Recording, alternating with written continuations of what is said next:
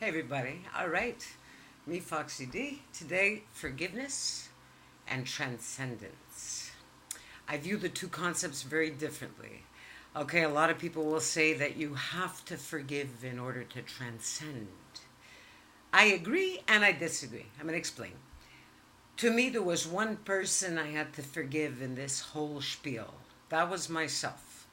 That was the toughest person to forgive, but the only one that had to be forgiven was me. And allow me to explain. Against my better judgment, I allowed myself to be treated very poorly for way too long. All right?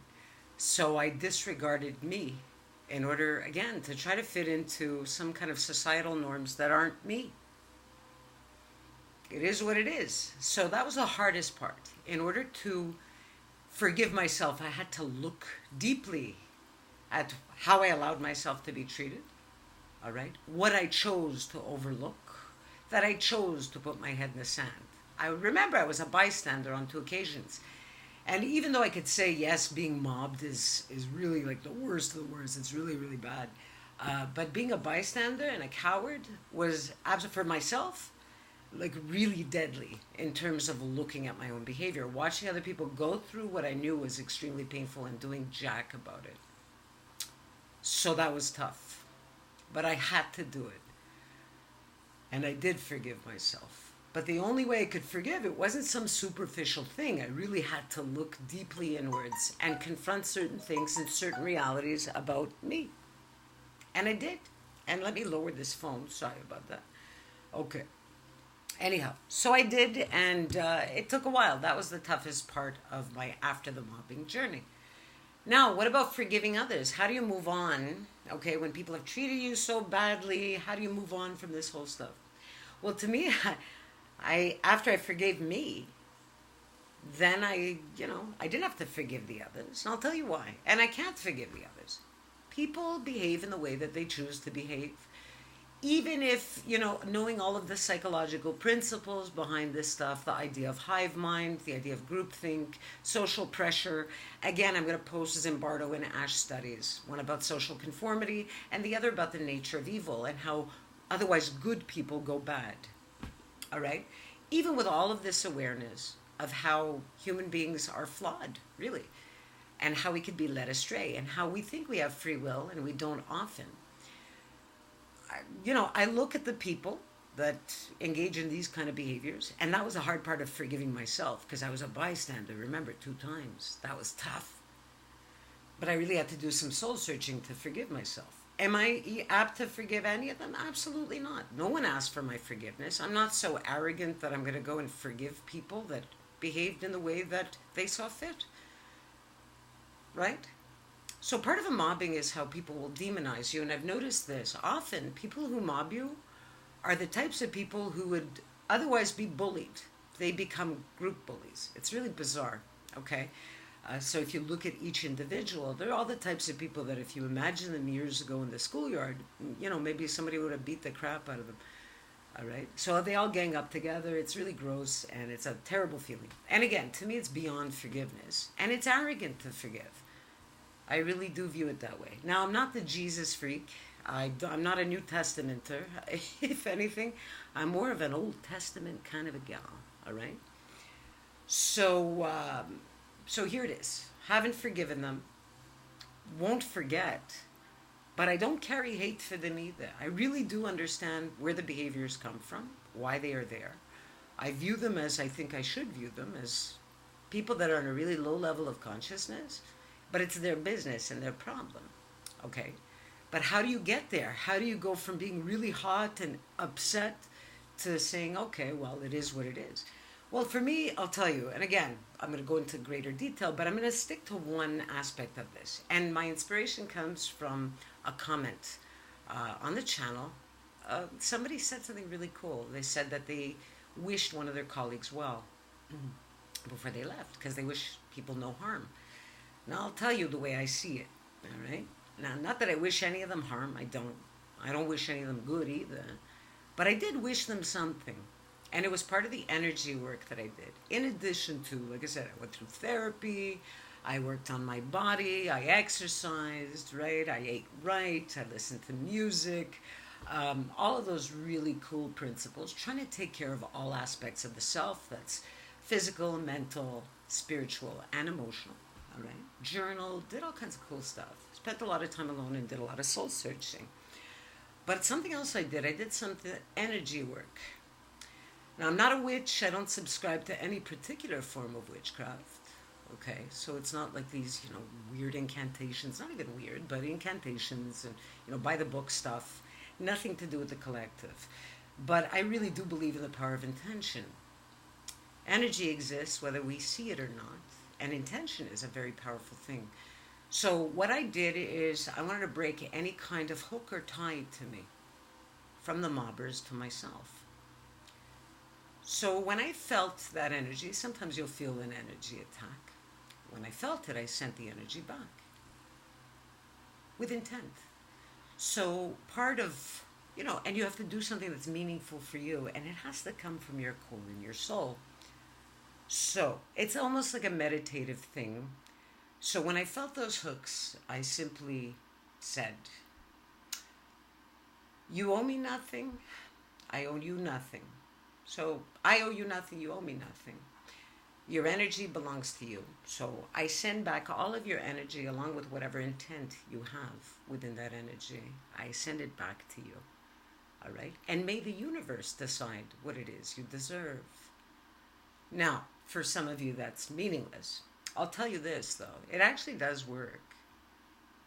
I can't tell you why, but it works. If you do it with enough intent and the right energy. Again, it's not an energy of hate, but it's a core energy. It's an energy of love, of self-love. Okay? And so a self-compassion. And so you're sending it back because you don't deserve it. And it doesn't belong to you. It belongs to them. Remember, these people have demonized you. So whatever energy they're sending you is positive energy. It's not good. It's not going to help you out in any way, shape, or form. So you send it back. You send back their intention. You send back their energy.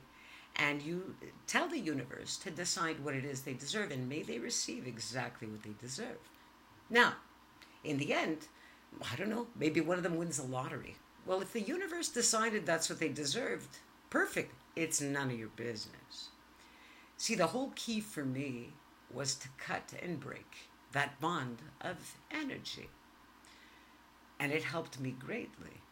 But again, I'm telling you that this works because it has worked for me in the past. It has worked for me throughout my life. And it continues to work for me. So what'll happen inevitably, if you live in the same neighborhood whereby the mobbing took place, you'll run into these people. I have run into a couple of my mobbers. Now, depending on where they were in terms of the mobbing, I've dealt with it differently. I'll give you an example. Like I'd gone to the bank, and she wasn't a mobber. She was just a bystander, whatever, bad talking, whatever, no big deal. But she was working at the bank, and she tapped me on the shoulder because I was in line. I needed her help. And there she is. Oh, hi, how are you? So I kind of played back exactly like she played me. Hey, good to see you. Oh. So, have you ever gone back? Oh, no. Way past that. Yeah. Oh, so much happier today. Oh, you look so much happy. Excuse me, this is Scooby-Dooby-Doo-Doo. Do your little thing. Oh, we should go for drinks sometimes. Oh, yeah, let's do that. Yeah, right. I'll text you. You text me. Right on. Have a great day. No big deal. Person means nothing to me. Whatever. Got my little banking job done. And that was that. Now, if a king or queen mobber say it's the same situation as somebody who's been really nasty to me it's simple. I want somebody else to serve me, please. Or I'm not interested. Or one of these. Simple. Just cut the energy. Again, it's done. Not your business. Don't be so arrogant that you choose what they deserve. You don't, man. That's not how it works. Let the universe decide what it is they deserve. They will get it. Whatever it is. Whether it be deemed good, bad, ugly, is not your business anymore. As long as those cords are cut and you're free to do what you want to do. So somebody might say, well, that sounds awfully like forgiveness to me. It's not really forgiveness. I'll give you an example as to why. So if all of a sudden one of my ex mobbers, okay, is in dire need of help and reaches out to me, will I help them? No, I won't. And it's not because I want to give bad to the universe. I don't want to interact with anything karmic. The lines are cut. That means that it's in God's hands. So I won't help, I won't hurt, I will do absolutely nothing. If a stranger needs my help, and say the person's dying of thirst and needs a glass of water, you're darn straight I'm going to help them out, right? But one of these people who's hurt me, absolutely not. Again, I don't wish them harm, but I'm not going to interfere with anything in terms of their own karma. That's their problem, not mine. Those lines are absolutely drawn and cut. So to me, that's the difference between what forgiveness is. Some people say, oh, be like Jesus. I'm not like Jesus. Jesus sounded like a really cool guy. Jesus was mobbed. Maybe I was like Jesus. But you know what? You live and you learn. Now, especially as an empath, one of the big lessons is most of the people I've helped out, like my direct boss and the triangulator, this woman that I worked with, end up stabbing in the back in the end. Now, why is that? The whole adage that no good deed goes unpunished? Yeah, there's something to that, guys. It is what it is. And it doesn't mean don't go helping people, don't smile, don't be friendly, don't be nice. It means do so, be yourself, but know what the comebacks may be so you can choose accordingly. All right? Listen to that instinct to avoid helping out a narcissist. All right, and getting into this kind of a situation. Now, when you know the person's a narc and they come to you for any kind of help, if you help them, shame on you. Simple as that. All right? So that's it. You can transcend the events. There will be comebacks. There haven't been a lot for me. I did get a couple of emails, like just little stupid shots, like, we think of you from time to time. Well, bully for you, right on. Yeah. Oh, this is happening. Like, okay, that too. If somebody comes back to you with what is happening at the workplace, I personally don't care. I really don't. So whatever they come back to me with ain't touching me. You could choose to respond in a pointed manner. It depends on who the person is that's getting to you. Whether it's a mobber, whether it was a bystander, whether the person was really mean to you or just following the crowd. You choose to respond anyway or not to respond at all. That's your choice. So, and try to vibe so high, okay? It doesn't even have to be effortful. Once you understand the landscape, for me, understanding this stuff was fundamental in terms of getting over it. Might I get mobbed again? You know what? Like I said, as a targeted individual who will smile, who does feel good, who walks around feeling high, all right? Just because I love life. Chances are I'm going to piss some people off. And it's okay that I do. And again, what are they going to do to me? They're going to talk bad. I have a terrible reputation, but I have an amazing character. So irrespective of what they think of me, maybe they'll lose sleep over what a terrible person they say I am. But I'm not losing any sleep because I'm a damn cool person and a good person too. And that's it. But I had to forgive myself to get back to my roots and that root of authenticity. And somebody else said something cool on the channel, and it was, when you're 90 years old, like, what meaning will these mobbers have? They might actually. Depends, right? Like, I've, like, say I'm on Twitter, right? So some of these people will tweet. It's been years since they've left the workplace, and they're tweeting, like, how this is wrong and how they're still suffering from PTSD, and people are committing suicide over stuff like this. So sometimes mobbers do have a long-term effect.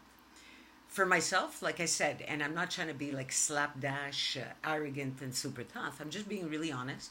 And I'm trying to provide a different way of not just perceiving this stuff in an artificial way, I'm trying to provide a perspective that, like I said, nobody really talks about. It's countered the whole mainstream narrative because I'm saying it like I see it. I'm not saying that's the way it is. That's just me. This is the way I see it. And again, the long-term effects, well, I'm a happy person. One of the effects, though, today is that, and I can't say I'm not as kind. I'm still kind. All right? Not so nice all the time. And that's okay. I own that, too. Because to me, niceness again denotes this falseness. Still humble, but the one thing I believe I'm more intelligent in terms of my compassion, and I will smell a rat a lot easier than I used to. Okay? So when something's off, I smell it and I call it, and it pisses people off very often. I could give you examples, but I won't. I don't want to make this video too drawn out and long. All I could say is this. If you actually engage in the right steps and you engage in the right level of self-care and you cut those cords that bind, you end up owning your life again, which is really cool, and recreating it the way you want and the way you see fit. So that's it for now. Foxy D signing off. If you have any comments, questions, go for it. If you want to subscribe, please do. And that's it. And to all of you who have taken the time to comment, I really appreciate that. It's super, super cool. And I wish you all the best. Love, light. Foxy D. Namaste. Signing off. Take care.